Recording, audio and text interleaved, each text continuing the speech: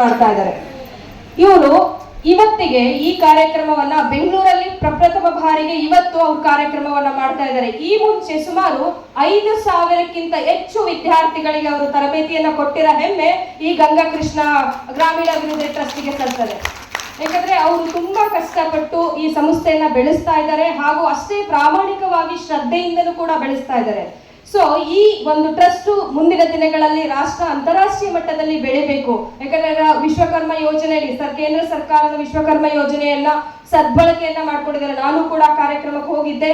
ಎಷ್ಟು ಎಲ್ಲಾ ಒಂದು ಜನತೆಯೊಂದಿಗೆ ತುಂಬಾ ಆತ್ಮೀಯವಾಗಿ ಪ್ರೀತಿಯಿಂದ ಅವರು ತಮ್ಮ ಒಂದು ತರಬೇತಿಯನ್ನ ಶಿಬಿರಾರ್ಥಿಗಳಿಗೆ ಕೊಟ್ಟಿದ್ದಾರೆ. ಸೊ ಅದಕ್ಕೋಸ್ಕರ ನಾನು ನನ್ನ ವೈಯಕ್ತಿಕವಾಗಿ ಹಾಗೂ ಸಭೆಯ ಕಡೆಯಿಂದ ಹಾರ್ಟ್ಲಿ ಕಂಗ್ರಾಚುಲೇಷನ್ಸ್ ರಂಗಪ್ಪ ಸರ್ ಮತ್ತು ಕೋಮಲ ಮೇಡಮ್ ಅಂತ ಹೇಳೋದಕ್ಕೆ ಇಷ್ಟಪಡ್ತೀನಿ. ಇನ್ನು ಪರಿಸರ ಬಗ್ಗೆ ಹೇಳೋದಾದ್ರೆ, ಪರಿಸರದ ಬಗ್ಗೆ ಸಾಕಷ್ಟು ಉಪನ್ಯಾಸವನ್ನ ಹೇಳಿದ್ದಾರೆ. ಸೊ ಇಲ್ಲಿ ನಾನು ಹೇಳೋದಾದ್ರೆ ಈ 2026ನೇ ಇಸ್ವಿಯಲ್ಲಿ ಜೂನ್ 5ರಂದು ವಿಶ್ವ ಪರಿಸರ ದಿನಾಚರಣೆಯನ್ನ ಮಾಡಿದ್ರು. Inspired by the nature for climate for our future ಅಂತ. ಅಂದ್ರೆ ಪರಿಸರದಿಂದ ಸ್ಫೂರ್ತಿಯನ್ನ ತಗೊಂಡು ನಮ್ಮ ಹವಾಮಾನವನ್ನ ಬದಲಾಯಿಸಿಕೊಂಡು ನಮ್ಮ ಭವಿಷ್ಯವನ್ನ ಕಟ್ಕೋಬೇಕು ಅಂತ ಹೇಳ್ತಿದ್ದಾರೆ. ರೈಟ್, 100%.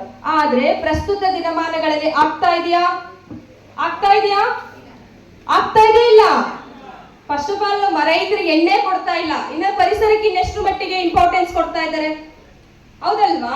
ಆರೋಗ್ಯದ ಸಮಸ್ಯೆಗಳು ಎಷ್ಟಾಗ್ತಾ ಇದೆ, ಮತ್ತೆ ಉಸಿರಾಟದ ಸಮಸ್ಯೆಗಳು ಎಷ್ಟಾಗ್ತದೆ. ನಮಗೆ ಪ್ರಕೃತಿನೇ ಪಾಠ ಕಲಿಸ್ತಾ ಇದೆ. ಪ್ರಕೃತಿಯಿಂದನೇ ಎಲ್ಲ ನಮಗೆ ಇವತ್ತು ನಾವು ಪೌಷ್ಟಿಕಾಂಶ ಆಹಾರವನ್ನ ಊಟ ಮಾಡ್ತಾ ಇದ್ವಿ ಪರಿಸರದಿಂದ. ಅದಕ್ಕೆ ನಾನು ಯಾವಾಗಲೂ ಒಂದು ಮಾತು ಹೇಳ್ತಾ ಇರ್ತೀನಿ, ರಾಗಿಯನ್ನು ತಿಂದವನು ನಿರೋಗಿಯಂತಿರುವನು, ಜೋಳವನ್ನು ತಿಂದವನು ತೋಳದಂತಿರುವನು, ನವಣೆಯನ್ನು ತಿಂದವನು ಹವನಾಗಿರುವನು, ಅಕ್ಕಿಯನ್ನು ತಿಂದವನು ಹಕ್ಕಿಯಂತಿರುವನು.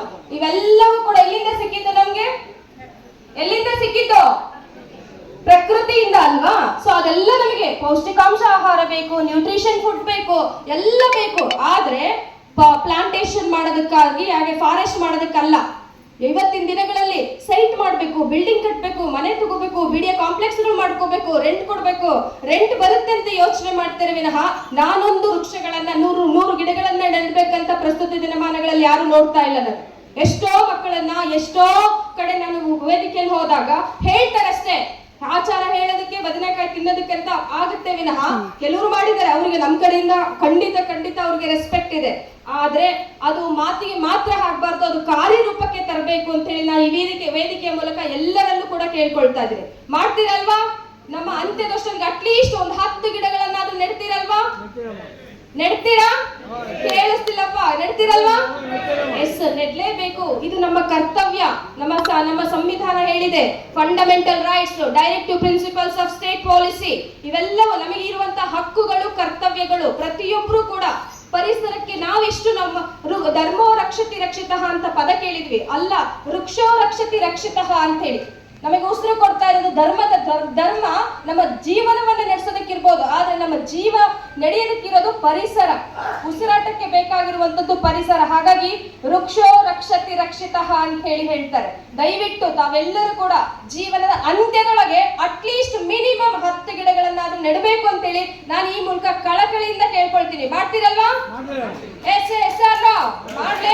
ಮಾಡ್ಲೇಬೇಕು ಪ್ರತಿಯೊಬ್ರು ಕೂಡ. ನೋಡಿ, ಮೊನ್ನೆ ನಾವು BDAದವರು 15 ಲಕ್ಷ ಸಸಿಗಳನ್ನ ನೆಡಬೇಕಾದ್ರೆ ನಾನು ಕೂಡ ಸರ್ ಜೊತೆಗೆ ಹೋಗಿ ನಾವೆಲ್ಲರೂ ಕೂಡ ಗಿಡಗಳನ್ನ ನೆಟ್ಟು ಬಂದ್ವಿ. ಇದು ನಮ್ಮ ಕರ್ತವ್ಯ. ಇದಕ್ಕೆ ಯಾರೇನು ಇನ್ವಿಟೇಷನ್ ಕೊಡ್ಬೇಕಂತ ಏನಿಲ್ಲ. ದಯವಿಟ್ಟು ತಾವು ವೈಯಕ್ತಿಕವಾಗಿ ಗಿಡಗಳನ್ನ ನೆಡ ಕೆಲಸವನ್ನ ಮಾಡ್ಬೇಕು. ಇದು ಬರೀ ಕೇವಲ ಪರಿಸರ ಸಂರಕ್ಷಣೆಗೆ ಮಾತ್ರ ಅಲ್ಲ, ನಮ್ಮ ಸಂರಕ್ಷಣೆಗೋಸ್ಕರ, ನಾವು ಬದುಕೋದಕ್ಕೋಸ್ಕರ ನಾವು ಗಿಡಗಳನ್ನ ನೆಡಬೇಕು. ಹಾಗಾಗಿ ತಾವೆಲ್ಲರೂ ಕೂಡ ವೃಕ್ಷವನ್ನ ಅಥವಾ ಪರಿಸರವನ್ನ ಕಾಪಾಡುವ ಕೆಲಸವನ್ನ ಮಾಡಬೇಕು. ನಮ್ಮ ವಿಶ್ವಸಂಸ್ಥೆ 17 ಇದ್ದದ್ದು 19 ಸುಸ್ಥಿರ ಅಭಿವೃದ್ಧಿಯ ಗುರಿಗಳು ಅಂತ ಹೇಳಿ ತಂದ್ರು. ಸಸ್ಟೈನಬಲ್ ಡೆವಲಪ್ಮೆಂಟ್ ಗೋಲ್ಸ್ ಅಂತ ಹೇಳಿ. ಸುಸ್ಥಿರ ಅಂದ್ರೆ ಕಂಟಿನ್ಯೂಟಿ ಅಂತ ಅರ್ಥ. ಅಂದ್ರೆ ನಮ್ಮ ಜನರೇಷನ್ ಬಿಟ್ಟು ಮುಂದಿನ ಜನರೇಷನ್ಗೂ ಕೂಡ ಅನುಕೂಲ ಸಸ್ಟೈನಬಲ್ ಡೆವಲಪ್ಮೆಂಟ್ ಗೋಲ್ 13, 14, 15 ಗುರಿಗಳು ಕೂಡ. ಓಕೆ, ಫಾರ್ ಕ್ಲೈಮೇಟ್ ಚೇಂಜ್ ಇರ್ಬೋದು, ಕ್ಲೈಮೇಟ್ ಆಕ್ಷನ್ಸ್ ಇರ್ಬೋದು, ಬಿಲೋ ದ ವಾಟರ್ ಇರ್ಬೋದು, ಲೈಫ್ ಆನ್ ದ ಲ್ಯಾಂಡ್ ಅಂತ 3 ಪದಗಳನ್ನ ಅಲ್ಲಿ ಬಳಸಿದ್ದಾರೆ. ಅಂದ್ರೆ ಇದೆಲ್ಲ ನಮ್ಮ ಕರ್ತವ್ಯ. ಹಾಗಾಗಿ ಪರಿಸರ ರಕ್ಷಣೆ ನಮ್ಮೆಲ್ಲರ ಆದ್ಯ ಕರ್ತವ್ಯ. ಜೊತೆಗೆ ಇದ್ರ ಜೊತೆ ಪರಿಸರದ ಜೊತೆಗೆ ಶಿಕ್ಷಣವೂ ಕೂಡ ಮುಖ್ಯ ಅಂತ ಹೇಳ್ತೀನಿ. ಯಾಕಂದ್ರೆ ನಾನು ಎಜುಕೇಶನ್ ಡಿಪಾರ್ಟ್ಮೆಂಟ್ ಆಗಿರೋದ್ರಿಂದ ಶಿಕ್ಷಣಕ್ಕೆ ಹೆಚ್ಚಿನ